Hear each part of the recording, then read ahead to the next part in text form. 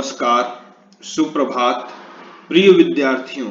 आज हम लोग हिंदी छायावाद के बृहद त्रयी कवियों में से एक सुमित्रानंदन पंत जी का जीवन परिचय पढ़ेंगे। बेटा, सुमित्रानंदन पंत जी को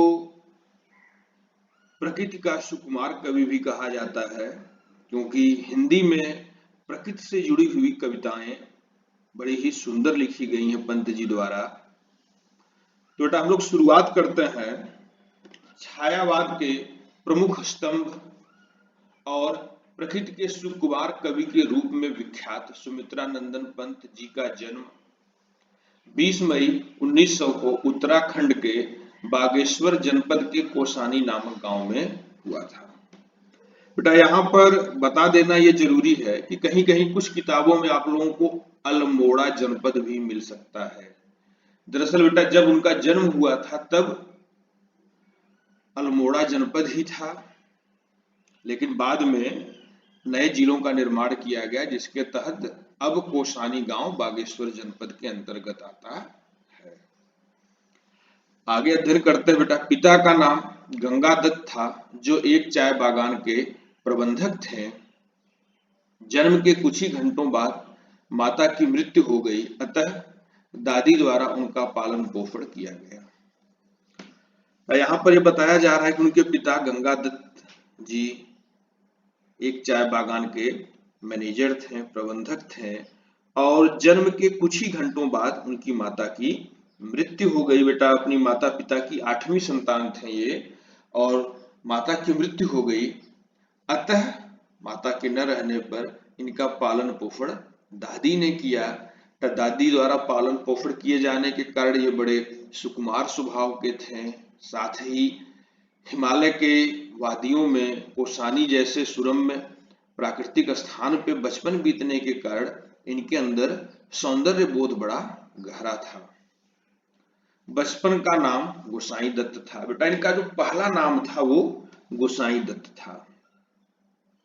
इसके पीछे की भी बेटा एक कथा है, बड़ी रुचिकर कथा है। कथाएं आप लोग सुन लीजिए, हालांकि लिख नहीं पाएंगे जीवन परिचय में, क्योंकि उतना समय नहीं होता है। जन्म के समय इनकी माता की कुछ समय बाद मृत्यु हो गई, और ऐसा माना गया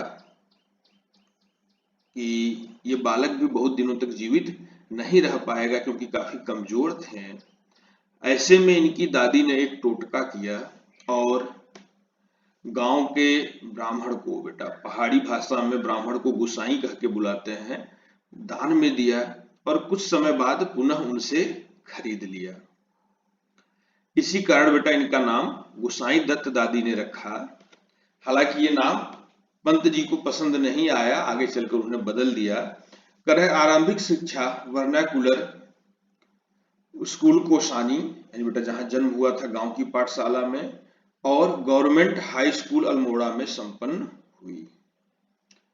यहीं पर लक्ष्मण के चरित्र से अत्यंत प्रभावित होने के कारण सुमित्रानंदन नाम स्वयं रख लिया। कह रहे हैं कि जब गवर्नमेंट हाई स्कूल अल्मोड़ा में अध्ययन कर रहे थे पंत जी, तो उस समय अध्ययन के दौरान लक्ष्मण जी के विषय में पढ़ा, उनके व्यक्तित्व से इतने प्रभावित हुए कि अपना नाम सुमित्रानंदन स्वयं ही रख लिया। आगे की शिक्षा के लिए काशी के जयनारायण हाई स्कूल में प्रवेश लिया। आगे की पढ़ाई के लिए वो काशी आ गए, और काशी में जयनारायण हाई स्कूल, बेटा अब वो इंटर कॉलेज के नाम से जाना जाता है, जयनारायण इंटर कॉलेज, उस समय हाई स्कूल ही था, में उन्होंने प्रवेश लिया। तथा इसके बाद म्योर सेंट्रल स्कूल में, प्रयाग के, इलाहाबाद के म्योर सेंट्रल स्कूल में उन्होंने प्रवेश लिया। और कह रहे हैं कि प्रयाग प्रवास के दौरान ही, जब वो प्रयाग में रह रहे थे, उसी दौरान ही असहयोग आंदोलन और गांधी जी के व्यक्तित्व से इतने प्रभावित हुए कि पढ़ाई छोड़कर आंदोलन से जुड़ गए। प्रयाग में रहते हुए उन्होंने असहयोग आंदोलन को देखा, क्योंकि ये पंडित जवाहरलाल नेहरू की कर्म भूमि थी। चंद्रशेखर आजाद जी भी यहाँ सक्रिय थे असहयोग आंदोलन के दौरान। तो ऐसी स्थिति में बेटा जो प्रयाग का माहौल था वो बड़ा ही क्रांतिकारी था और उसका बड़ा गहरा प्रभाव पड़ा। पंत जी ने भी पढ़ाई छोड़ दी और गांधी जी के असहयोग आंदोलन में कूद पड़े। गांधी जी के व्यक्तित्व से भी बेटा बहुत प्रभावित थे पंत जी। करें कई बार जेल भी जाना पड़ा। करें आजादी की लड़ाई से जुड़े थे तो बेटा कई बार इसकी कीमत चुकानी हुई और जेल जाना पड़ा। पंत जी में काव्य चेतना बचपन से ही व्याप्त थी। करें बेटा पंत जी में जो काव्य चेतना थी वो तो बचपन से ही व्याप्त थी। बचपन से ही कविताओं में उनकी बड़ी रुचि थी, जो छायावादी आंदोलन के समय और मुखर हो गई। लेकिन बेटा जब छायावादी आंदोलन आरंभ में था अपने, उस दौर में आपकी यह जो प्रतिभा थी काव्य के प्रति वो बड़ी मुखर होकर के सामने आई। पंत जी आजीवन अविवाहित रहने का व्रत ले चुके थे। जीवन के प्रारंभिक दौर में ही जब असहयोग आंदोलन, जेल आदि से जुड़े हुए थे तो कहीं न कहीं उनके मन में आया कि एक सामाजिक जीवन जीने के लिए, एक ऐसा जीवन जो समाज के लिए समर्पित हो, उसमें विवाह बाधक बन सकता है, इसलिए आजीवन अविवाहित रहने का व्रत लिया। करें बेटा काला काकर नरेश सुरेंद्र सिंह पल्लव जी के प्रशंसक और आश्रयदाता थे। जेल में रहा करते थे। जेल से जब भी छूटते थे तो प्रतापगढ़ में बेटा एक छोटा सा स्टेट था काला काकर, वहां के राजा सुरेश सिंह जी पंत जी के बहुत बड़े प्रशंसक थे और मित्र थे, आश्रयदाता थे, यानी उनके यहाँ जाकर के रहा भी करते थे। अभी बेटा इसके बाद आप लोग जब कविता पढ़ेंगे नौका विहार, उस नौका विहार कविता में भी आपको ये बताया जाएगा कि ये कविता काला काकर नरेश के यहाँ प्रवास के दौरान वहां पर रहते हुए लिखी गई थी। आगे करें बेटा दर्शन के क्षेत्र में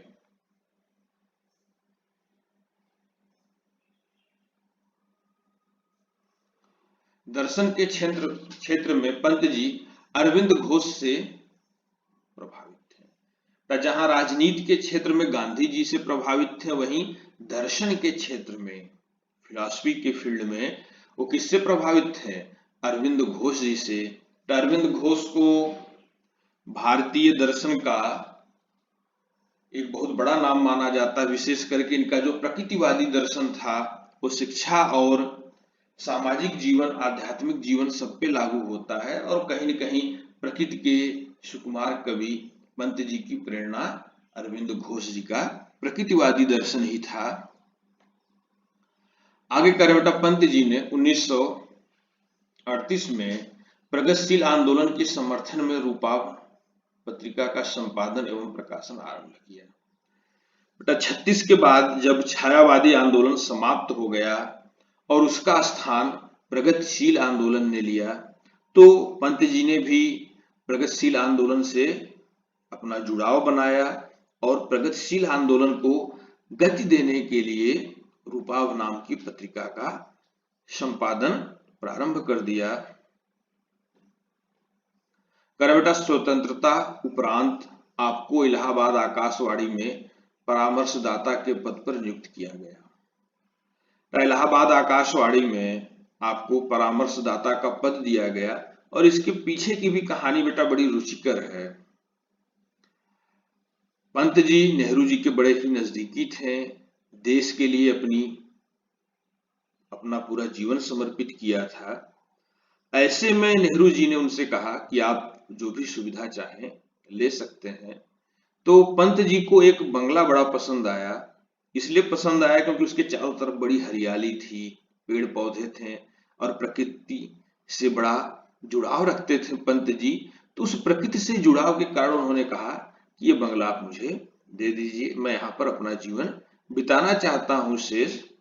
ऐसे में जब पता लगाया गया तो बंगला आकाशवाणी के अहाते में था, उसके कैंपस में था।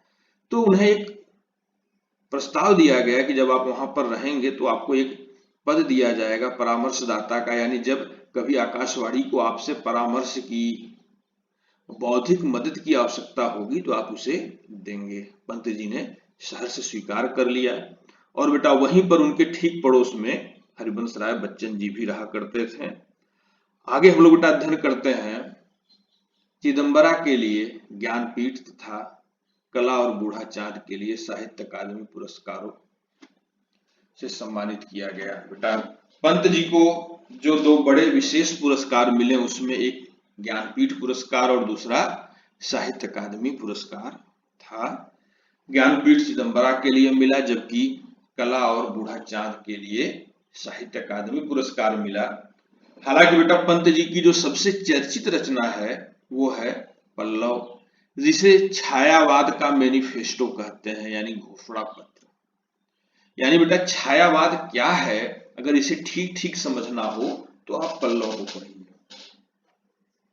आगे हम लोग देखते हैं पुरस्कारों की ही श्रृंखला में रूस सरकार द्वारा सोवियत लैंड नेहरू सम्मान तथा भारत सरकार द्वारा पद्म भूषण से सम्मानित किया गया। 28 दिसंबर 1977 को सुमित्रा नंदन पंत का देहांत हो गया, लेकिन वे अपनी कृतियों के माध्यम से काव्य रसिकों के हृदय में सदैव जीवित रहेंगे। इस प्रकार से बेटा हम लोगों ने पंत जी के जीवन का अध्ययन किया, उनके जीवन को समझा। आगे उनकी जो प्रमुख रचनाएं हैं उनको समझ लेते हैं। तो उनकी प्रमुख कविताओं में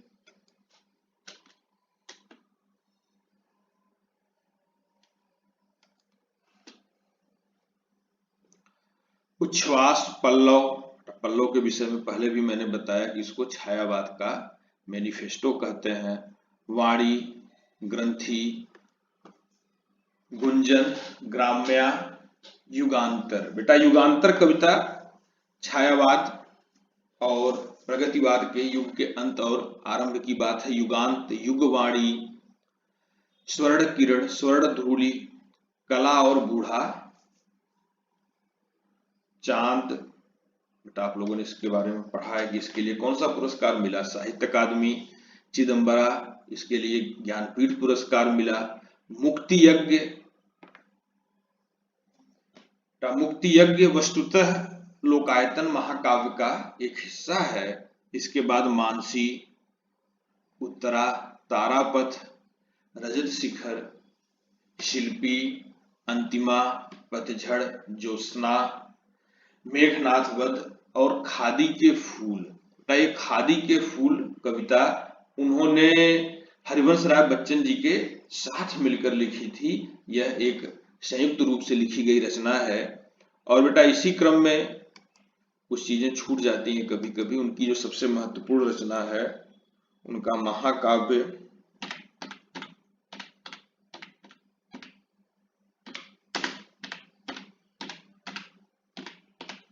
लोकायतन। लोकायतन पंत जी द्वारा लिखा गया महाकाव्य है।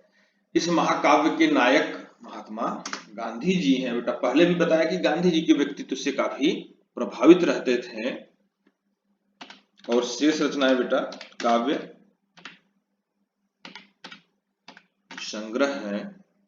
इसी लोकायतन का हिस्सा मुक्ति यज्ञ नाम से प्रकाशित होता है कहीं कहीं पर, जो एक काव्य खंड काव्य के रूप में उसे मानकर लोग चलते हैं।